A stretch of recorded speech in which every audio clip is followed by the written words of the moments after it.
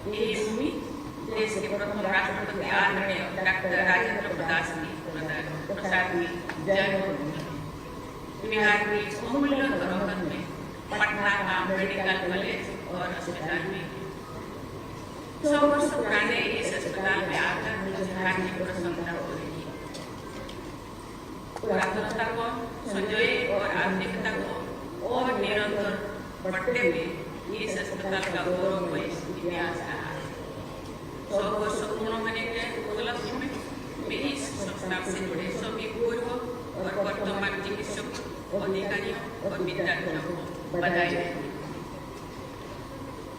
इस संस्था का गुणवत्तापूर्ण चिकित्सा सेवा और शिक्षा प्रदान करने का समृद्ध इतिहास रहा है, जिसकी गिनती एशिया के सबसे अच्छा अस्पताल में होती थी।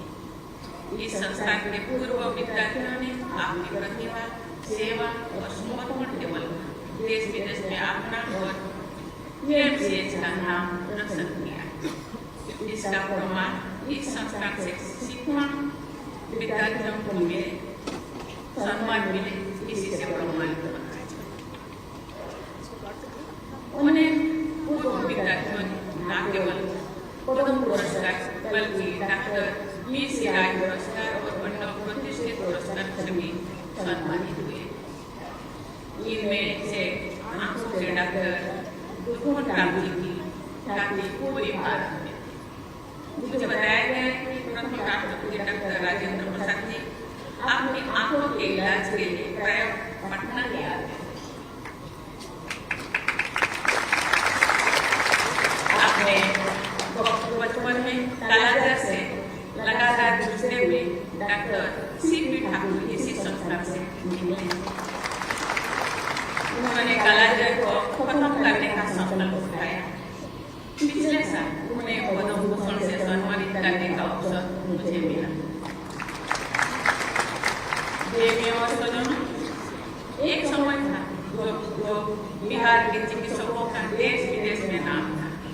लोग दूर दूर से इलाज के लिए यहाँ आते हैं। बीच के कुछ कालखंड में यहाँ से अच्छे शिक्षकों का देश विदेश में जाना था। इस कारण लोगों को गुणवत्तापूर्ण चिकित्सा के लिए राज्य से बाहर जाने के मजबूर बना पड़ा। चिकित्सा के लिए दूसरे शहर या राज्य में जाने से कई समस्याएं पैदा होती हैं। जहाँ इलाज मिलने से देरी होती है, वहीं परदेश में रहने और खाने की भी समस्या उत्पन्न होती है। रोगियों के परिजनों के रोजगार पर भी असर पड़ता है। बड़े शहरों की चिकित्सा संस्थानों पर भी दबाव पड़ता है। अच्छे चिकित्सा संस्थानों का देश भर में विकेंद्रीकरण इस सभी समस्याओं का दूर करने में सहायक सिद्ध होता है। चेन्नई, हैदराबाद, मुंबई और इंदौर जैसे शहर स्पेशलिटी ट्रीटमेंट के केंद्रों के रूप में विकसित भी हुई है। बिहार में भी ऐसे अनेक केंद्र विकसित किए जाने की आवश्यकता है। इनमें से न केवल लोगों को यहीं पर अच्छी चिकित्सा मिलेगी, बल्कि राज्य की अर्थव्यवस्था को भी बल मिलेगा। इस कार्य में PMCH और इसके पूर्व विद्यार्थी अपने अनुभव को से योगदान दे सकते हैं और बिहार के गौरवशाली अतीत को वापस ला सकते हैं। मुझे खुशी है कि बिहार सरकार ने पिछले कुछ वर्षों में स्वास्थ्य व्यवस्था में सुधार किए हैं, अनेक उल्लेखनीय प्रयास किए हैं। PMCH की पुनर्विकास की योजना भी इनमें से एक है। मुझे जानकर खुशी हुई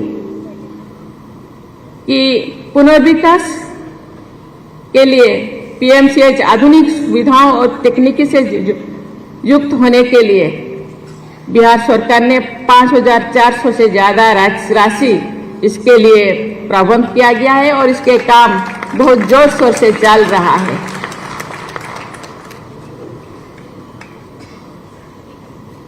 इसका बेड की संख्या की दृष्टि से विश्व के विशालतम अस्पतालों में से ये एक होगा। देवियों और स्वजनों, आज का युग टेक्नोलॉजी का युग है। मेडिकल के क्षेत्र में भी टेक्नोलॉजी अहम भूमिका निभा रहा है।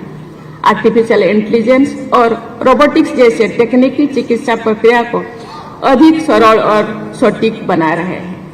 मेरी इस संस्थान से जुड़े सभी लोगों से अपील है कि आप आधुनिकतम तकनीकों को अपनाने के लिए सदैव तत्पर रहें। इससे न केवल रोगियों का इलाज सुगम होगा, बल्कि आपके ज्ञान और कार्य क्षमता में भी वृद्धि होगी।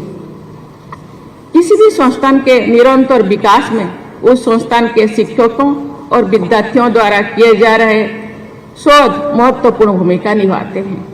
मुझे ये जानकर प्रसन्नता हुई है कि पीएमसीएच में अनुसंधान और विकास को प्रोत्साहित किया जाता है। कालाजार और बॉन टीवी पर यहाँ किए गए शोध को दुनिया भर में मान्यता मिली है। टेक्नोलॉजी के माध्यम से दुनिया के किसी भी कोने से एजुकेशन, रिसर्च और ट्रीटमेंट में उस क्षेत्रों के विशेषज्ञों से सहायता भी ली जा सकती है।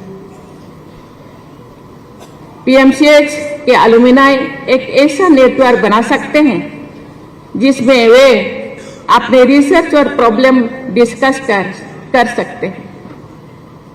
इससे न केवल चिकित्सकों को बल्कि रोगियों को भी लाभ होगा। देवी और स्वजनों, आप सब जानते हैं कि कैंसर दुनिया भर में मौत के प्रमुख कारणों में से एक है। मेरा मानना है कि इस बीमारी से लड़ने में स्वास्थ्य सेवाओं को बेहतर बनाना, इसके उपचार की सुविधाओं का विकेंद्रीकरण करना और शोध को बढ़ावा देना महत्वपूर्ण है। मुझे ये बताते हुए खुशी हो रही है कि पिछले वर्ष अप्रैल में भारत की पहली स्वदेश में विकसित कार टी सेल थेरापी का शुभारंभ करने का मुझे सौभाग्य मिला। ये therapy IIT Bombay, Tata memorial hospital और इम्यूनो एक्ट के बीच सहयोग से विकसित की गई है। पीएमसीएच जैसे बड़े संस्थानों से मेरा आग्रह है कि आप अन्य संस्थाओं के सहयोग से न केवल कैंसर बल्कि अन्य रोगों के इलाज के लिए नई नई रिसर्च करें।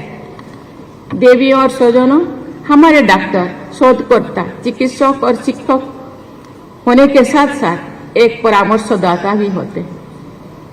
इन सभी भूमिकाओं में वे लोगों और समाज की सेवा करते हुए राष्ट्र निर्माण में भी अपना योगदान देते हैं। आप सब जानते हैं कि दुर्घटना की स्थिति में कई बार मरीज के परिजन तुरंत आवश्यकता अनुसार रक्तदान करने की स्थिति में नहीं होते हैं। ब्लड डोनर नहीं मिलने के कारण वे अधिक तनाव में आ जाते हैं। ऐसे समस्याओं के समाधान में नियमित रूप से स्वच्छता की रक्तदान महत्वपूर्ण है। मुझे बताया गया है कि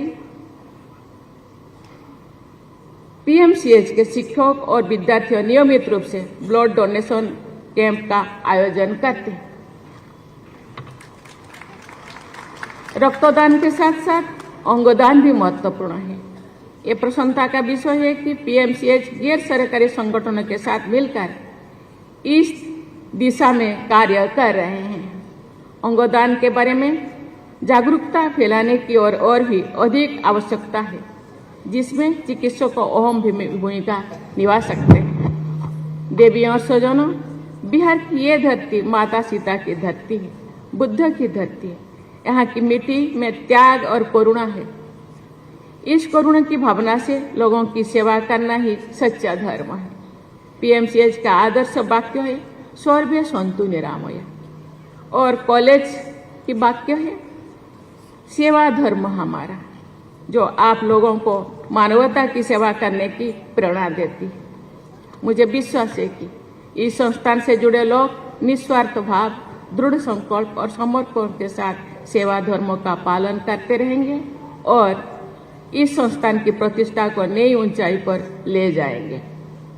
इसी शुभ भावना के साथ मैं आपको बहुत बहुत धन्यवाद देती हूँ। जय हिंद, जय भारत।